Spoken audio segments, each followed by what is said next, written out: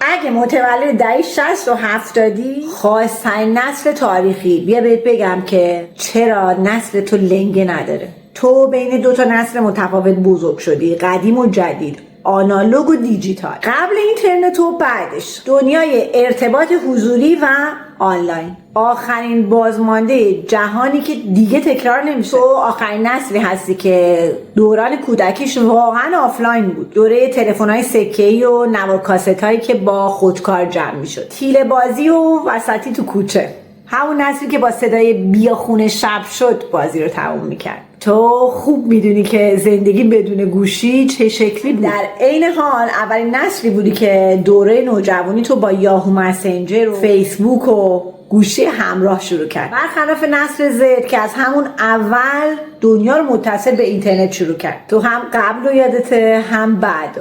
دهه 50 تکنولوژی رو تو بزرگسالی یاد گرفت، دهه 90 هم که با تبلت به دنیا اومد. اما تو زبون همه این دنیاها رو بلد، زبون مامان بزرگ تو که با دکمه های تلفن‌های سیمدار کلنجار میرفت، هم زبون خواهرزاده و برادرزاده‌ای که تو تیک تاک و اینستاگرام مشغوله. تو قدرت اینو داری که بین این دوتا مانور بدی و گم نشی و با اینکه حس نوستالژی قدیم و کاملا و عمیق درک میکنی، میتونی با تکنولوژی و دنیای امروز هم همراه بشی و خودتو وقف بدی. تو ارزش بازی‌های قدیم و بچگی تو میفهمی و دنیای دیجیتال رو هم میشناسی.